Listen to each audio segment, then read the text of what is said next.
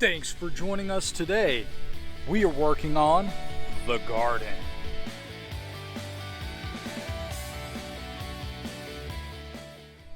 The garden is going to go all the way over there to the fence, and it's going to be this entire area right here. There is our raised garden back there on the other side of the fence. Now I'm going to have to fence off this garden because if you notice, we have animals. Say hi to the alpaca. Alpaca. Oh, well, let me zoom. All right. Anyway, there we go. So we're working on the garden currently, and had the kids helping us. They were pulling out some grass. We got the garden tiller, and we're just tilling this up. Now, I feel really bad. I was planning because when we were doing this, breaking into that soil was kind of rough. This is really nice sandy loam soil. I don't know if you guys can see that. Oh man, this is some great stuff. Holds its shape for just a moment and then breaks up like that. Oh, it's amazing, wonderful stuff. And so I felt really bad because I was complaining about sandy loam soil. I go, shame on me. This is terrible. This is the best stuff ever. So we're gonna grow cantaloupe and watermelon in here, and then also some bush beans. And then along the side over there, along the fence line, we're going to have some corn growing, as well as some squash, and then also some cucumber, and then we're going to have a pumpkin patch in there, and we're going to grow several different varieties of pumpkins. So we're pretty excited. Last year, what I did is I just threw some pumpkins over here at the end of the season, and those pumpkins kind of rotted and decayed, and then all of a sudden pumpkin seed, they sprouted, and we had probably, I don't know, 6 or 7 different pumpkin plants that grew here last year, and it was really cool because it was unplanned and exciting. And I go, hey, that's a perfect place for a garden. I'm going to extend the electric fence just down the fence line right here, and then it'll come around, loop around, and it'll protect the animals and all that, or protect the plants from the animals. And we'll be able to have our own little pumpkin patch and some squash and zucchini and things like that. So let's give you an update actually on the on the raised beds here. I'll bring you over here real quick, and you can take a look. We have a couple things that are starting to sprout down here. You can see right here, and then in here we have some things that have started to grow, some various carrots and lettuce and kale and spinach and things like that. And then somebody gifted us right here, you can see these things right here, that's elephant garlic. Now, actually, funny fact or interesting fact, elephant garlic is actually not garlic. It is part of the onion family, but it tastes just like garlic, and they're really big, which is really nice because I love my garlic. It's really good for you too. Medicinal purposes. Hey, keeps the mosquitoes away, helps keep ticks at bay, and it's overall just really good for you. I need to look up some stuff on that and do a little bit more talk on that. But anyways, as you can see, the raised beds, it's doing really well. The one up there, I have the inside protected with the plastic protecting the inside of it. This one down here, I don't have any plastic protecting it, but if you remember in my video, I'll put a link for it either down here or up here somewhere. When I made these, put some mesh on the bottom to be able to keep the gophers from digging up, because I have a real bad gopher problem, and I'm working on trying to find the best way to eradicate my problem there, but I haven't figured it out yet. So when I find that out, I'll let you guys know. I've tried I've seen so many people post different things, and I've tried just about every single thing that I've seen, and none of them have worked. None of the poisons, none of the traps, so forth. So anyways, more to come on that, but we'll test these out. We'll see how these two raised beds hold up.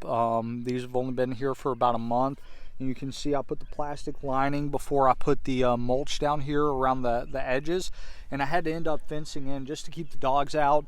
The dogs keep the deer and everything away. I have 3 Great Pyrenees, and they stay out all the time, protect the alpaca, and they protect the land, because I have an orchard over there we'll show you guys some of that too, some peach trees and some wild plum trees, as well as some apple trees.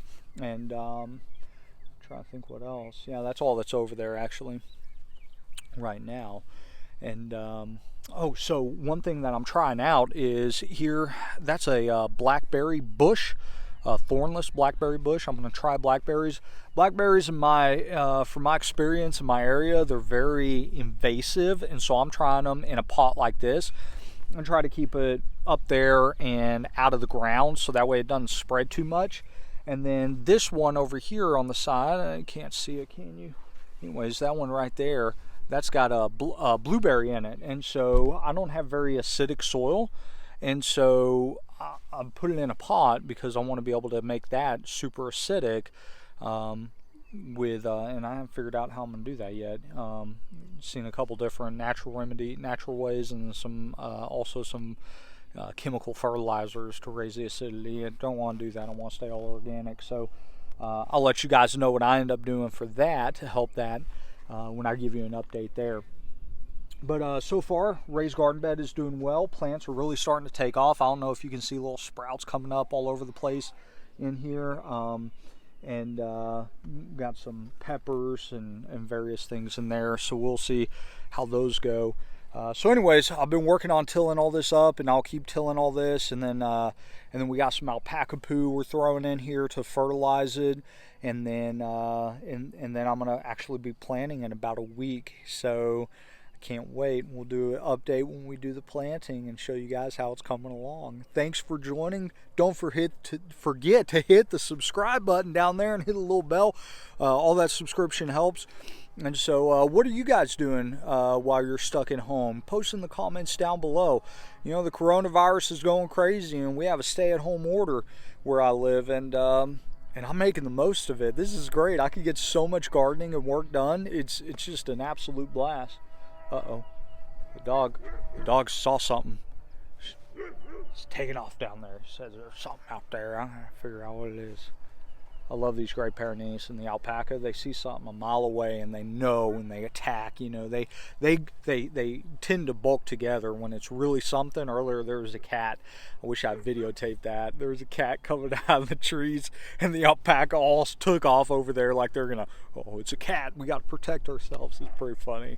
I love having animals. If you don't have any animals, find some animals. They're such a blast. Dogs, cats, alpaca. Next on my list is to get some sheep. I want to start raising some sheep for meat. Love me some lamb. So anyways, yeah, so post in the comments. So that's what I was saying. Post in the comments below what you guys are doing while you're stuck at home during this coronavirus thing.